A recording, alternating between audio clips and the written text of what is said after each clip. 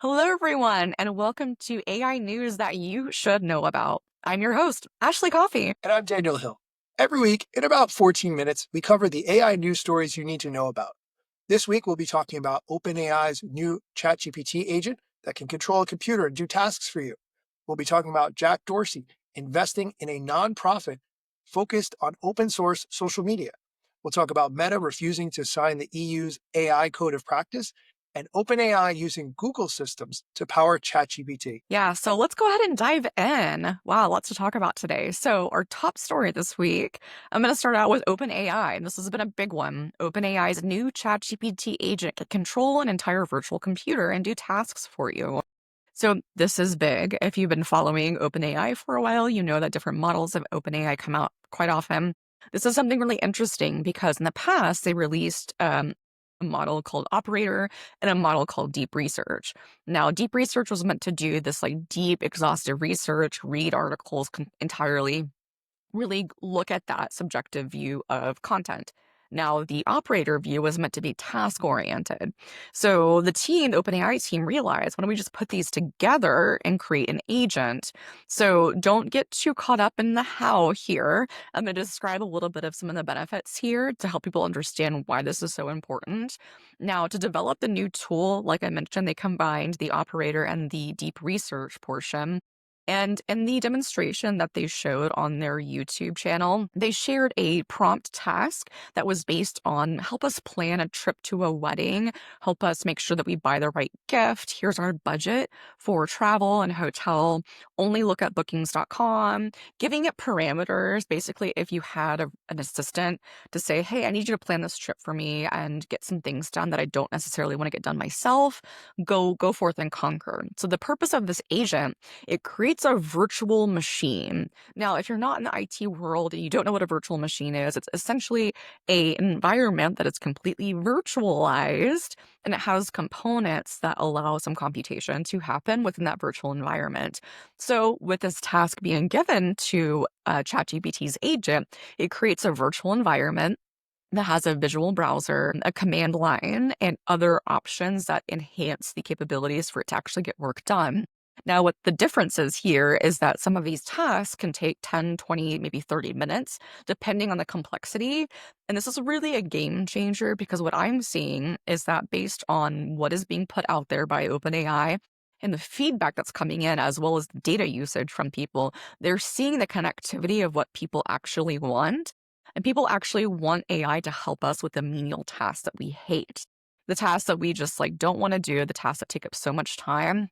And this is key. So this will be rolling out this week, actually. I checked this morning. I do not have it quite yet, but I highly recommend watching the OpenAI YouTube video to get a deep understanding of the capabilities of that. As soon as it's open, I am running as fast as I can to it to develop some agents for myself. I've been only able to develop my own custom agents as far as I can, but with this new capability, I'm really excited for what that's going to mean for people like us, Daniel, that are content creators that wear a lot of hats and do a lot of things. So what are your thoughts on this one? I'm excited to see where this is going. I looked at this article and it sounds like the tasks are taking a long time and aren't always 100% successful. But also, this is so new. This is, like you mentioned, rolling out in the very near future. So, as this improves and iterates on these tools, I think there's going to be a lot of tasks that we can offload that we don't want to spend time on. Like you said, I can probably think of 50 tasks that I have to do as I go throughout my day, clicking over here, dragging files over there, making a reservation here to be able to either speak those or just type those in, whatever it is, and have them done by someone that doesn't cost me X amount per hour. I love that. Really looking forward to seeing where this goes. Yes, and one thing I forgot to mention is that it's highly tailored to output of spreadsheets and PowerPoints. So that signals to me that they're seeing such a huge use of people that are working in their jobs trying to get output. That's data visualization. So love to see this moving in the right direction. I think this will probably help us save a lot of time in the future. Yes.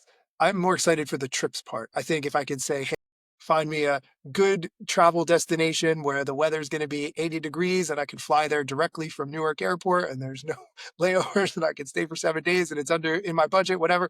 I love to have somebody to make it so the GPT can do that for me. Well, you think about this too, it's also kind of a life hack because some people don't know about the trackers that will adjust pricing on some airlines website because it sees you coming and it's trying to get you to purchase that ticket and showing that it's going up and down. So with the agent going to find that piece of information, I think that alleviates those potential price increase trackers. So we will be Yeah. getting the best possible price that's out there, which I'm all for in this economy.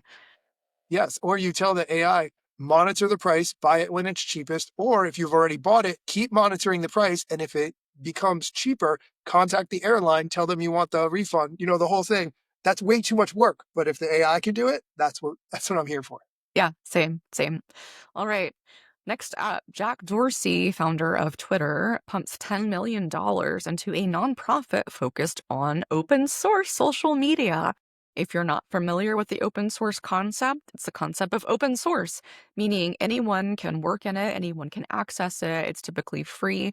For example, the Flow movie that won an Oscar this year was made entirely with an open source software called Blender. So I always try to help people understand the benefit of open source, and there's a whole subculture within technology that is dedicated towards open source. But why is this important? So, Twitter co-founder and Block CEO Jack Dorsey, he isn't just vibe coding new social apps like BitChat that we talked about a couple weeks ago. Like I mentioned, he invested this $10 million in an effort to fund experimental open source projects and other tools that can ultimately transform the social media landscape, which we heavily need right now. It hasn't really changed much since its starting. So these efforts are funneled through an online collective called And Other Stuff. The And Other Stuff, it's all one word, and this was formed in May of this year. And the team includes Dorsey, Twitter's first employee, who's named Evan Henshaw Plath, Haye, creator of the eCash platform Cashew, Alex Gleason, former engineer head at Truth Social, and Jeff Gardner, the fourth employee at Intercom. So the group originally met through collaborating on something called Nostr, Nostr, which was an open, apolitical social networking protocol that has been receiving the bulk of Jack Dorsey's attention from social networks and people like Elon Musk and Jay Graber from Blue Sky. And the team will experiment with other tools like ActivityPub and the protocol that powers the decentralized app Mastodon and others. So, like, long story short, here is the decentralization and the Fediverse that we like to think of.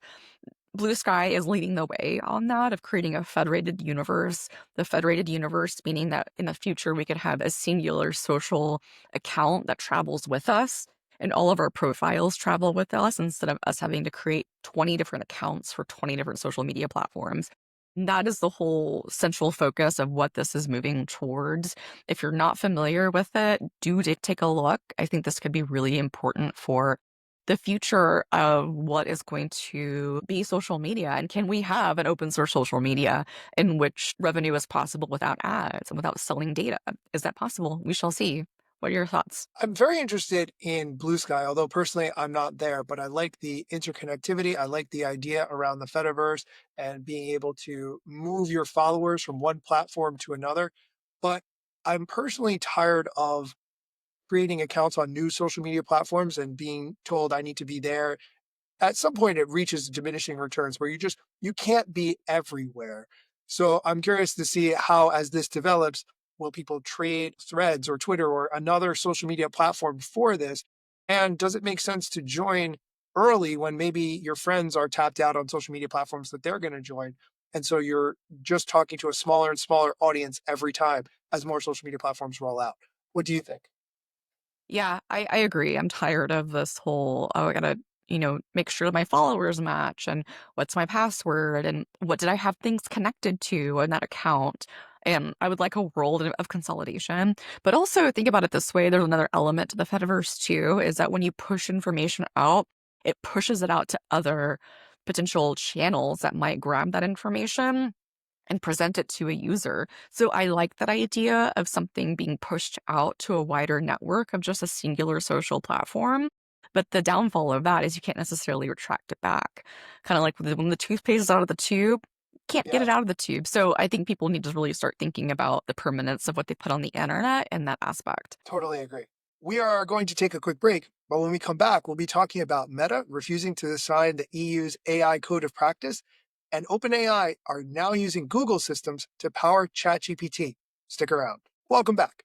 We are continuing with our stories, and the next one has to do with Meta refusing to sign the EU's AI Code of Practice.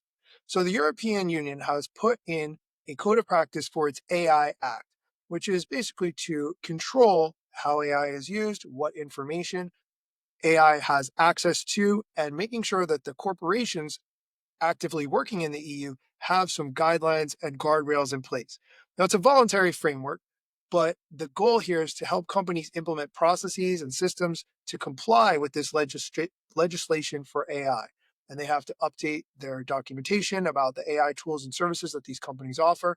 It also bans developers from training AI on pirated content and says that companies must comply with content owners' requests not to use their work in AI datasets, which is something we've talked about before. Mhm. Meta objected to this, and Joel Kaplan, who is Meta's chief global affairs officer, made a post on LinkedIn about it. It's a little bit long, but I'm going to read it. He said, Yeah. quote, Europe is heading down the wrong path on AI. We have carefully reviewed the European Commission's code of practice for general purpose models, and Meta won't be signing it. This code introduces a number of legal uncertainties for model developers, as well as measures which go far beyond the scope of the AI Act. Businesses and policymakers across Europe have spoken out against this regulation. Earlier this month, 44 of Europe's largest businesses, including Bosch, Siemens, SAP, Airbus, and BNP, signed a letter calling for the Commission to stop the clock in its implementation. We share concerns raised by these businesses that overreach will throttle the development and deployment of frontier AI models in Europe and stunt European companies looking to build businesses on top of them. So clearly, Meta does not like what the EU is doing here in putting these guardrails in place. Actually, I'd love to know, what do you think? That's what I think. No surprise that Meta didn't want to sign this. I'll always tell people when they ask me about the current state of policy and legislation of AI in the US is that we have very little, if anything. And the EU has probably the most robust, mature framework of protecting citizens and protecting children specifically. And this right here, to me, is just a big red flag of profit over humanity. Like, I get what they're saying. I get what Meta is saying, that this is going to hinder progress, it's going to hinder yada yada. Of course, it's going to hinder progress. It's going to hinder their profit. But at the same Yes. time, I do believe the EU is aware of what's happening and is trying to slam the brakes on the impact of AI on the society as a whole when it comes to creative output, intellectual property, profit. Like, just, that's what I think that's what the goal of this is. And it's being misinterpreted by businesses because it's affecting their profit. But we need more of a Socratic approach and a productive approach to these types of conversations versus a black or white, all or none, like Meta, I think, is doing here. Because I'm sure Meta maybe had the opportunity to say, we can't do this, but here's what we can do. But instead, I'm seeing a complete black and white separation, which to me is just profit over humanity.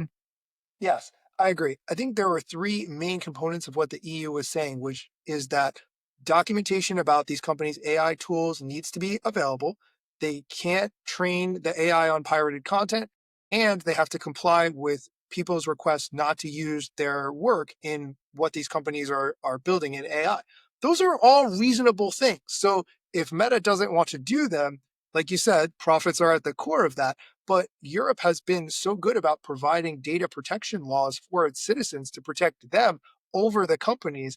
I think that is something that is very badly needed looking at, at the whole world, but particularly the way companies approach it. Europe has really done a lot to protect its citizens, and we've seen the good outcomes that have come as a result of Europe being so invested in its citizens that way. So I think that is really something that Meta needs to adapt to. And hopefully, here we have those same level of data privacy, data protection for us as United States citizens as well.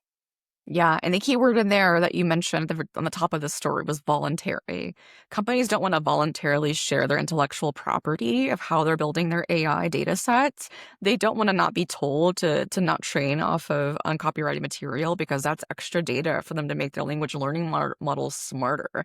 And of course, they don't want to comply with content creators being like, you can't use my stuff because they make money off of that. So there's so like obvious reasons behind why they're saying no to this. That's a little frustrating as an end user. I agree. I agree. Let's go on to our last story for today, which has to do with OpenAI quietly turning to Google to stay online. So, OpenAI, which is the company behind ChatGPT, has quietly added Google Cloud as one of its official service providers, meaning Google will now help power the systems that run ChatGPT and other AI products that OpenAI is offering. OpenAI is backed by Microsoft, and they've been seen as a direct competitor to Google in this space in terms of building out AI tools. All of these companies are investing billions. OpenAI is trying to stabilize its systems as they grow and expand, and more people are using this every day. But clearly, they cannot build out this infrastructure themselves, and therefore they're bringing in Google. I picked this article to talk about because I said last week on the show how much I appreciated that OpenAI has become really a tech giant in the past 2 or 3 years, coming out of the gate with a new product that put them on the map and has been so revolutionary. But now that I understand that they couldn't do this whole thing themselves and needed to rely on Google, it gave me pause that maybe they're not the tech giant that I thought they were going into this. What do you think, Ashley? Yeah, I like that you mentioned this, and I think it's a really, really important conversation for us to have is, yes, OpenAI has done so much since releasing ChatGPT on November 30th of 2022, but they can't do this alone, like you mentioned. Yes, it's moving fast, but if we think about it, 80 to 90% of the world infrastructure is either on Google or Amazon Web Services. So it's either one or the other until we find a new emerging option. And I think it's also a good partnership level for them as well, because if you noticed, at the very beginning, OpenAI had the most capabilities for data integration APIs and connections with Google Drive. Shortly after came Microsoft. So it shows me that they've had better negotiations and better collaborations with Google versus Microsoft, which I think will get them further in the long run. I'm very happy about this. I think it'll be a good way to push innovation forward without trying to do it alone. But also, this is strategic too, because if you think about it, Google's antitrust lawsuit that happened this year was potentially going to make Google Chrome break away from Google. And if that were to happen, I know OpenAI and Yahoo were getting positioned to purchase that. So it seems like some people are just getting in very positive positions for the long run and for the short term because of this. What are your thoughts? I agree with you. I think these friendships that go back and forth, whether you call them business partnerships or whatever, I think they really position companies to prepare for the future, but they are making short term decisions and trying to plan the long term. We're only seeing the short term decisions. So sometimes it's hard to know what is the bigger picture, like what you mentioned. But I agree with you. OpenAI is setting themselves up. Yeah, it's interesting to see what will happen. We're definitely going to track this to see what changes, but hopefully that helps the listeners be a little bit more confident about the things that are changing, how rapidly they are changing, and how you can participate in the conversation just by, listening to this every day or every week. Absolutely. That is it for our AI news that you should know about this week. You can find links to everything we've discussed in the show notes. You can connect with us on social media. We'd love to hear what you think of the show, how we can make it better. You can find me at Daniel Hill Media on Instagram, Threads, and YouTube. Wonderful. And again, thank you for listening to today's episode of AI News that you should know about. And if you want more tech talk, I've got you. You can find me on Instagram at Ashley R Coffee 89. That's ASHLEYR COFFEY 89. And you can find my other podcast, Coffee and Code, which is celebrating 5 years on the air this month on Apple Music, YouTube, Spotify, and wherever you get your podcasts. I interview innovators, experts, leaders in the field that are doing really cool projects of emerging technologies or AI that help move humanity forward. And if you're curious about taking the next step of implementing AI in your business, whether you're small or medium size, Coffee and Consult's got you covered. Coffee and Consult is a technology consulting firm specializing in helping small to medium sized businesses leverage tech for efficiency and profitability. So if that's you, feel free to reach out at ashley@coffeeandconsult.com. Thank you all for listening and come back next week for more AI news that you should know about.